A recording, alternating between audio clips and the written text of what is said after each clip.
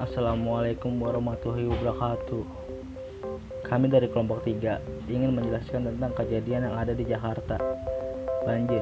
Banjir sering terjadi di Jakarta. Banjir disebabkan oleh sampah atau ulah manusia yang membuang sampah sembarangan. Oleh karena itu, kita harus membuang sampah pada tempatnya dan jangan sampai membuang sampah sembarangan lagi supaya tidak terjadi banjir.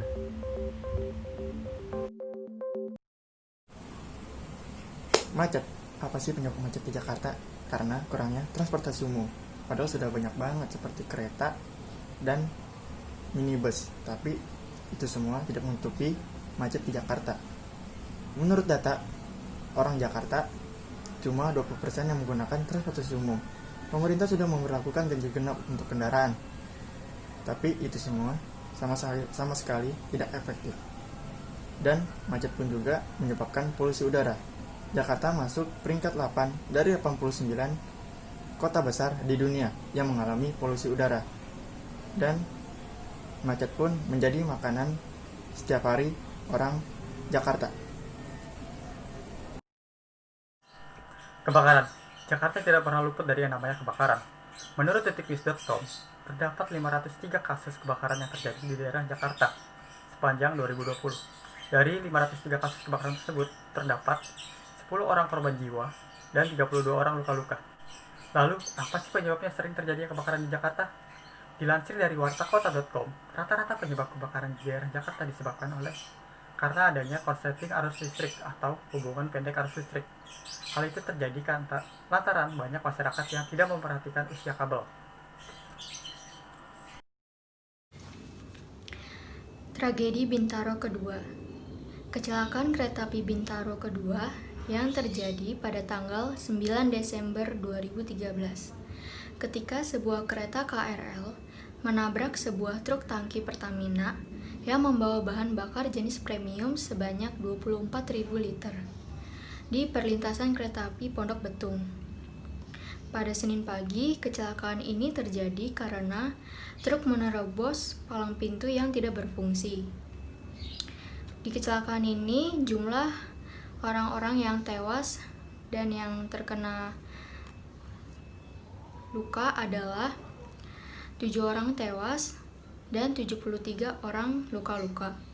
Yang paling utama adalah gerbang wanita, sehingga gerbang anjlok dan terguling ke kanan sehingga truk bermuatan tangki ini terbakar parah. Tragedi kerusuhan 98. Kerusuhan Mei 1998 adalah kerusuhan rasial terhadap etnis Tionghoa yang terjadi di Indonesia pada tanggal 13 Mei sampai tanggal 15 Mei 1998, khususnya di ibu kota Jakarta. Kerusuhan ini diawali oleh krisis finansial Asia dan dipicunya oleh tragedi Trisakti, di mana 4 mahasiswa Trisakti ditembak dan terbunuh dalam demonstran 12 Mei 1998. Pada kerusuhan ini, banyak tokoh yang dianjurkan oleh Amuk Wasama, terutama milik warga Indonesia yang keturunan Tionghoa. Konsentrasi ini, kerusuhan terbesar terjadi di Jakarta, Medan, dan Surakarta. Terdapat ratusan wanita keturunan Tionghoa yang diperkosa dan mengalami pelecehan seksual. Dalam kerusuhan tersebut, banyak warga Indonesia keturunan Tionghoa yang meninggalkan Indonesia. Hal ini pun mengakibatkan penurunan jabatan Soeharto serta pelantikan Presiden B.J. Habibie.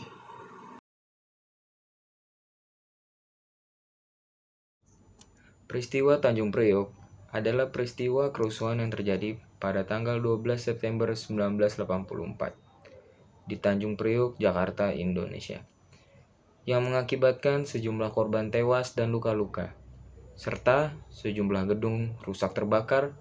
Sekelompok massa melakukan defile sambil merusak sejumlah gedung dan akhirnya bentrok dengan aparat yang kemudian menembaki mereka. Seiring berjalannya waktu, massa kelompok tersebut sangat meningkat, dengan perkiraan berkisar antara 1.500 sampai dengan beberapa ribu orang.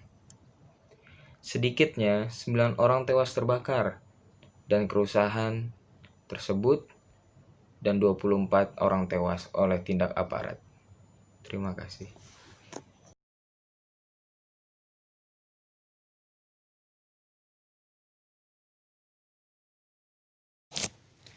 Jakarta, Mei 1998.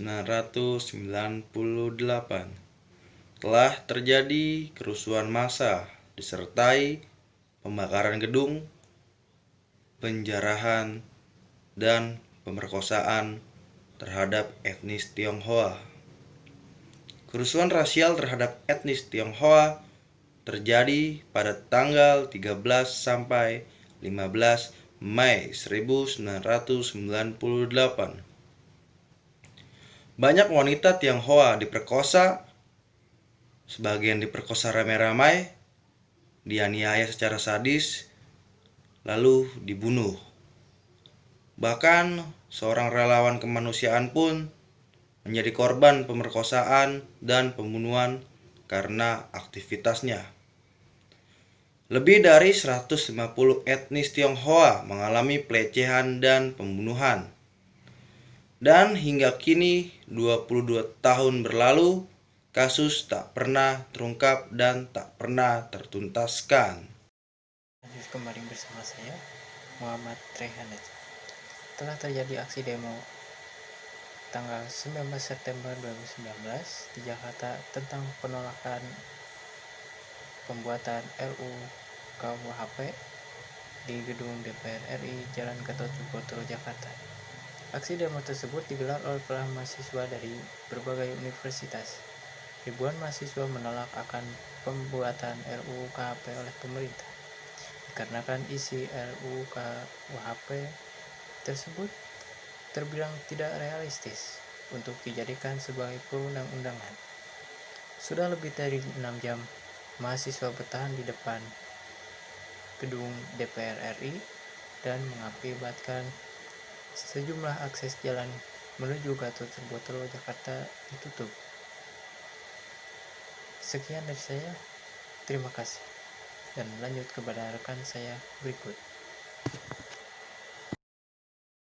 Undang-Undang Sapu Jagat atau Undang-Undang Omnibus adalah istilah salah satu menyebut suatu undang-undang yang bersentuhan dengan berkaitan macam topik dan dimaksudkan untuk mengamandemen, memangkas, atau mencabut sejumlah undang-undang lainnya. Dalam sejarahnya, Undang-Undang Sapu Jagat ada kalanya digunakan untuk melahirkan amandemen yang kontroversial. Oleh sebab itu, beberapa kalangan menilai Undang-Undang Sapu Jagat bertentangan dengan demokrasi. Contoh, di Indonesia, pada tahun 2020, pemerintah Jokowi mewacanakan 4 undang-undang sapu jagat untuk mendorong investasi di Indonesia, yakni RUU Cipta Lapangan Kerja, RUU Perpajakan untuk penguatan ekonomi, RUU Kefarmasian, dan RUU Ibu Kota Negara. Sekian dari kelompok prodi kami, kurang lebihnya mohon maaf. Terima kasih telah menonton video kami.